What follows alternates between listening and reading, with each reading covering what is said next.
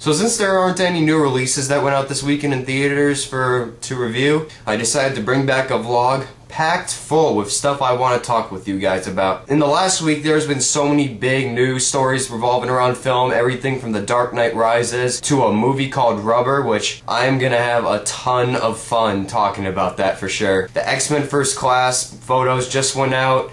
I mean, there is just so much to get into, so let's do this. So the biggest news this week by far was that The Dark Knight Rises villains have finally been cast by director Christopher Nolan. So in the film, Tom Hardy, who was already cast before, is reportedly finally going to play Bane, and Anne Hathaway is going to play Selina Kyle, aka Catwoman. Personally, I think that these are some really great casting choices for the film. Tom Hardy we already know is going to be great. With a character like Bane, he's sure to not disappoint. You're just going to have to use a lot of CGI for his character though. Anne Hathaway though, I'm actually kind of interested in. I've never really seen her play a villain character before, but I'm actually really intrigued that she's going to try to take that extra step into her acting career and play a villain for once.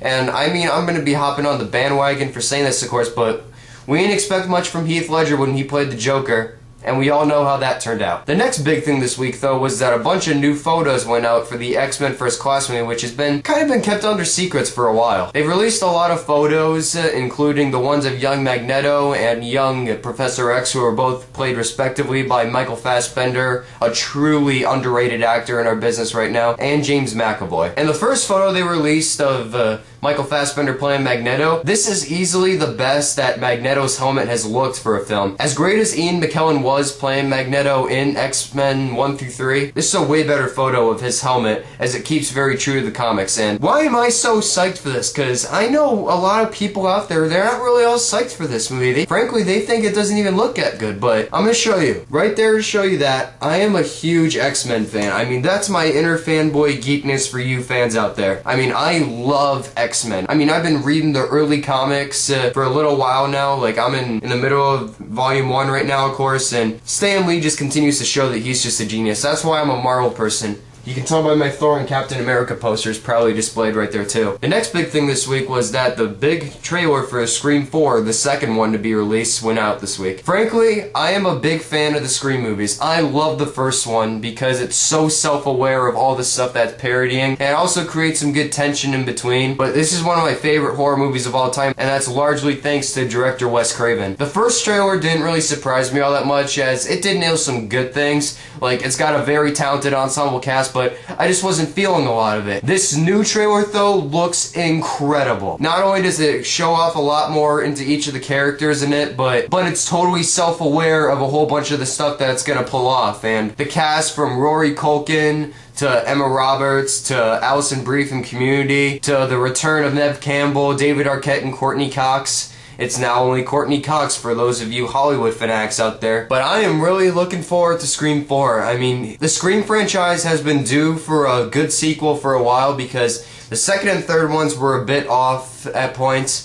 But this one looks like it's going to completely re-amp the trilogy and make a new trilogy in the series, of course, because Wes Craven and Kevin Williamson have intended that this will be the beginning of a new trilogy for the Scream series. And on April 15th is the release date, which is also 10 years exactly since the last Scream movie released. And the fact that they're taking this movie and putting it in 15 years in place after the events of the first film, it's going to make it for a really good setup, that's for sure. Another big thing, of course, is one that's happening right behind me. New photos have gone out for Captain America, and from the looks of it, I actually have a little bit more hope in this. The reason I don't really have hope in this is because I know that Chris Evans, he's going to do okay as Captain America because he's got a lot of charisma for the superhero type character, but I am just not feeling it with Joe Johnston as the director. I mean, he did direct Jumanji, and I was really entertained by that movie, but the other ones that I've seen of his, no. Wolfman especially. But maybe these photos might turn around my hopes a little bit because I actually think they look okay. And the fact that Haley Atwell has been getting a lot of praise for another movie she's been in, I'm sorry if I can't remember the name of it, but I'm really looking forward to Captain America now. Not as much as Thor, of course, because I'm a much bigger Thor fan than a Captain America fan, but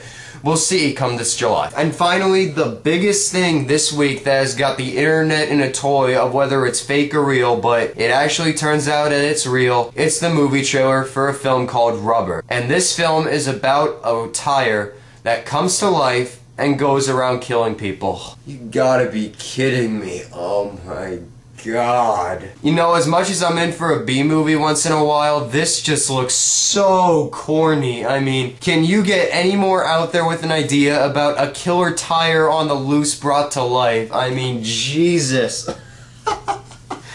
Oh, I can't even finish talking about this movie because I'm just gonna laugh so hard about how stupid it looks.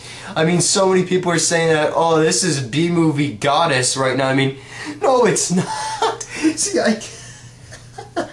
we'll just throw that aside now, okay? And the last thing that I want to bring up with you guys is that I'm finally starting my catch-up for the Oscar season, and I started with 2 films today: the Aussie crime masterpiece Animal Kingdom and the Ryan Reynolds Trapped in a Coffin film Buried. Animal Kingdom is in my top 10 for sure for favorite films of the year. I mean, it was so tense when I was watching it. Hugely talented cast is one of the best you can ever have for an Australian crime thriller. There are so many great performances from great actors like Jackie Weaver, who almost stole the show in this film. She needs a Best Supporting Actress nomination for the Oscars. Guy Pearce was also great too, as I finally saw a movie in which he was sporting his Australian accent, because of course I've only seen him in American films so far. And the lead character, played by James Freshville, he was actually pretty good too. But Ben Mendelsohn playing the psychopath, he really sold my money too. Animal Kingdom is definitely going to end up on my top 10, 15 list, depending on what I pick. I'm going to be doing that around the time when the Oscars come up, so be looking forward to that, my subscribers. Buried was one of the most intense films I had ever watched, as director Rodrigo Cortez is a genius for how much suspense he crammed out of a film that is one guy trapped in a coffin the entire time. And Ryan Reynolds delivered such a great performance in it. I know the ending might be a little off-putting to most people that have seen it, but I loved it, and once again, that movie with Animal Kingdom is going to appear on my list for the top 10 or 15 best movies of 2010. So I'm sorry if I didn't put up a review for you guys this weekend, but there just hasn't been anything good this weekend to see, and I'm still feeling sick right now too. It's been 1 week, and I'm still not feeling that well. But I'll be back next week, because The Mechanic is coming out, and I'll for sure be seeing that, so you can expect a review from me for that. So, I hope you enjoyed this. Once again, leave your comments below on if you want to share your opinion with me on anything. So, in the meantime, I'll see you guys next week with my review of The Mechanic, and stay classy.